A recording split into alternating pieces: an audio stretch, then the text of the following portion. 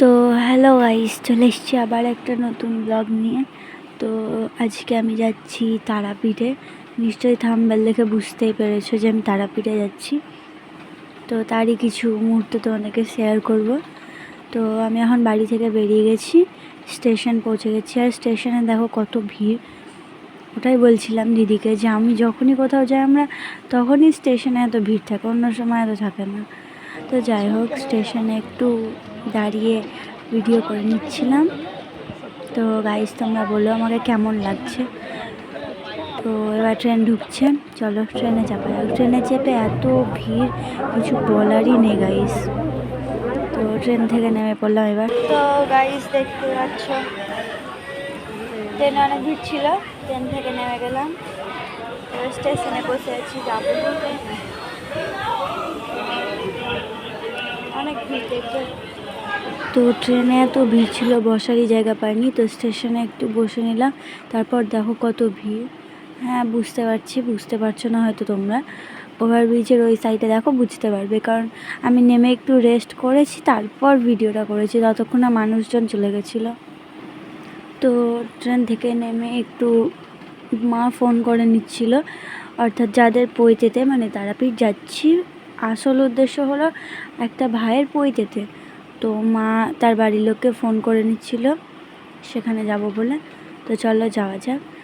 তো ট্রেন থেকে নেমেই স্টেশনে বসার পর চেপে গেলাম অটোতে। চেপে মারা একটু ডিসকাস করছিল ওখানে যাওয়ার ব্যাপারেই। তো আমার চোখ মুখটা বুঝতেই পারছো কতটা ফুলে গেছে। 4টের সময় উঠেছি গাইস, তারপর চান করে গেছি তার জন্য। তো দেখালাম, দেখলে অটোওয়ালা অটো ছাড়ছেই না এখনও।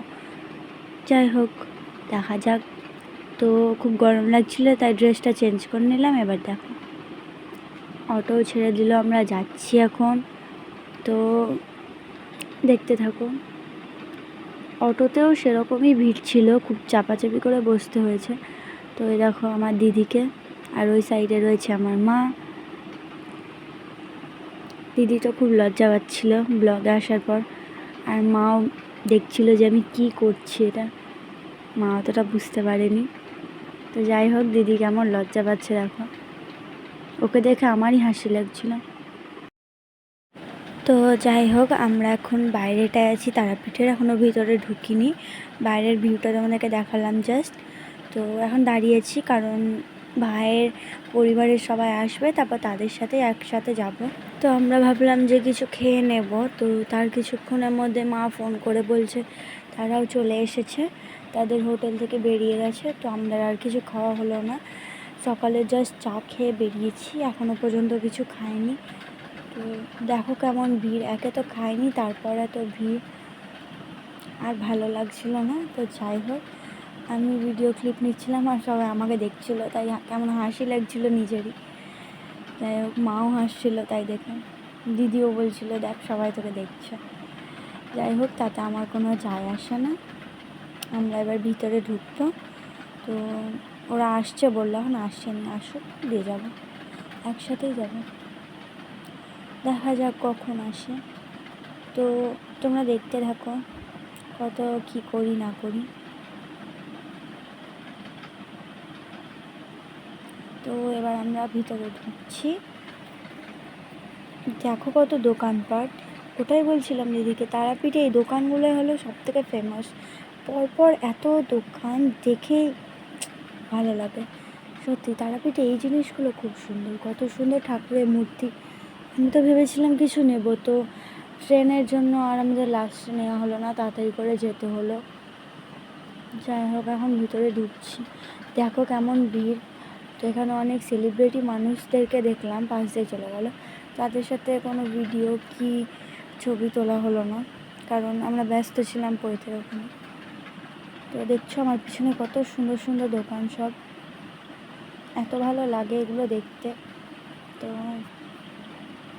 আমরা এখান থেকে কিনে নিয়েছিলাম, একটা কানে নিয়েছিলাম, ব্রেসলেট নিয়েছিলাম, হারের সেট। তো সেগুলোর ভিডিও করা হয়নি, এত ভিড় ছিল যে ফোনটাই বের করতে পারিনি। আর মাও বকছিল কারণ ওখানে খুব চুরি ডাকাতি হয়, সেই জন্য ফোনটা বের করা হয়নি, ভিডিও নেওয়া হয়নি।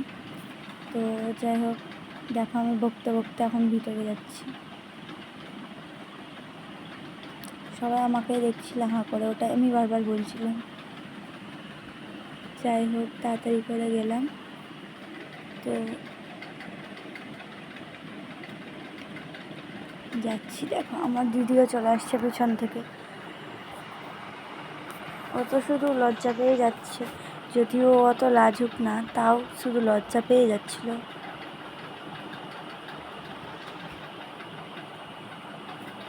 তো দেখো, আর বাপরে গরম লাগছিল এত ভিড়ের মধ্যে। যাই হোক আমরা এখন চলে এসেছি। অনেকটা হাঁটতে হয় গাইস, কারণ ভিতরের দিকে আছে মন্দিরটা অনেক। তো হেঁটে যাচ্ছি। পিছনে দেখো কত সুন্দর ঠাকুরের মূর্তি, পিছনে মা দিদি সবাই আসছে, আমি আগে। তো এখন যাচ্ছি, ওরাও বলছে যে মন্দিরের সামনে দাঁড়িয়ে আছে, তাই আমরা মন্দিরের সামনে তাড়াতাড়ি করে যাচ্ছি, কারণ ওরা অনেকক্ষণ থেকেই দাঁড়িয়ে আছে বলছে। তো ওটাই বলছিলাম দিদিকে, দেখ আমাকে কত সুন্দর লাগছে। দিদি আমাকে বলছে কুকুরের মতো লাগছে। যাই হোক, দিদির কাছে তো অপমান শুনতে থাকতেই হবে। তো দেখো পিছনে কত দোকান, আর ওই সাইডে রয়েছে মন্দির, হয়তো তোমরা দেখতে পেলে। দাঁড়াও আর একবার দেখায়, তাহলে বুঝতে পারবে। ওই দেখো, দাঁড়াও, এই হচ্ছে মন্দির আর মন্দিরের সিঁড়ি। তো আমরা এখন ঢুকবো, ঢুকবো। তো এই যে, তো এখানে তারাপীঠে 3টে লাইন হয়, একটা ভিআইপি, একটা নর্মাল, আর একটাও নর্মাল। তো আমরা ভিআইপি দিয়ে যাচ্ছিলাম। এরকম মন্দিরে একটা ছোট্ট ক্লিপ নিয়েছি। এখন আমরা খেতে যাচ্ছি, কিছু খাইনি তো তার জন্য। দেখতে থাকো, হোটেল যাচ্ছি, হোটেল চলো দেখাবো গিয়ে। এখন জুতো আনতে যাচ্ছি, মন্দিরে ঘুরলাম, পড়তে দেখলাম। তো আমাদের সাথে একটা দাদু ছিল, তো সে খুব রাগী, তাই আমি আস্তে আস্তে কথা বলছিলাম যাতে শুনতে না পায়। তো এখন যাচ্ছি, দেখো টোটোতে চেপে গেছি। টোটোতেই যেতে হবে, কারণ এত রোদ, গরমে হেঁটে যাওয়া অসম্ভব। হোটেলের দিকে যাচ্ছি এখন। তো হোটেলে গিয়ে দেখছি এত বড় একটা শিবলিঙ্গ, যেটা দেখে পুরো মন ভরে গেল। এখন ভিতরে যাচ্ছি। আমি ভেবেছিলাম ভিতরে গিয়ে অনেক ভিডিও করব, তো করা হলো না। ভিতরে গিয়ে দেখছি আমাদের সব আত্মীয়রা ওখানে বসে, তাদের সামনে একটু এম্বারেসিং লাগছিল, আর তারাও খুব একটা এগুলো পছন্দ করে না, তাই আমি আর করলাম না। তো ভিতরে এখন যাচ্ছি খাওয়া দাওয়া করতে। খাওয়া দাওয়ার সময় কোনো ক্লিপ নিতে পারিনি, কারণ তারা সেটা পছন্দ করে না, আর খাওয়ার সময় ভিডিও করাটাও খুব একটা ভালো দেখায় না, তাই। তো হাত ধুতে গিয়ে আয়নায় একটু মুখ দেখে নিলাম। তো এখন বসে গেছি খেতে।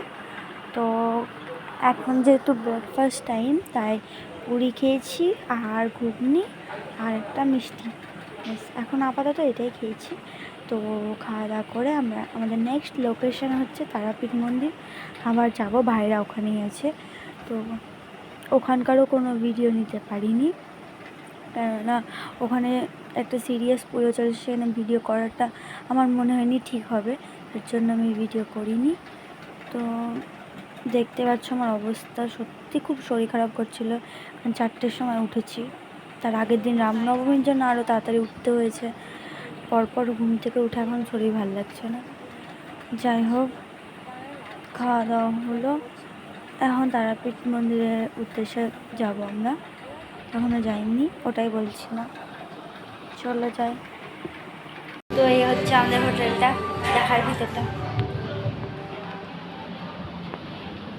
এখানে আমরা ছিলাম, এবার যাব স্টেশনটা। তো দুপুরের পর আর কোনো ক্লিপ নেওয়া হয়নি, খাওয়া দাওয়া থেকে শুরু করে তারাপীঠের, কারণ খুবই ক্লান্ত লাগছিল, সবাই মিলে খুব গল্প করছিলাম, গল্পের পর ঘুমিয়ে পড়েছিলাম। ঘুমিয়ে আর ভালো লাগছিল না, স্টেশনেও অনেক ভিড় ছিল, তাই কোনো ক্লিপ নেওয়া হয়নি। তো স্টেশন থেকে নেমে একটু কোক খেয়ে নিয়েছি, দিয়ে এখন যাচ্ছি। তো বাড়ির উদ্দেশ্যে যাচ্ছি, কারণ আর শরীর ভালো লাগছে না, তখন যাচ্ছি বাড়ি।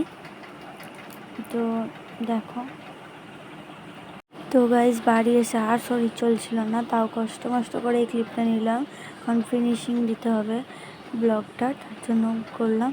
দেখো শরীর আর চলছে না, এবার গিয়ে একটু ঘুমাবো, ফ্রেশ হবো। সকাল থেকে দেখলে কত জার্নি হলো, তো তাও আমি তোমাদের জন্য ব্লগটা করলাম। তো তোমরা প্লিজ লাইক কমেন্ট শেয়ার করে দিলে। তো আজকের ব্লগটা এতদূরই, টাটা বাই বাই।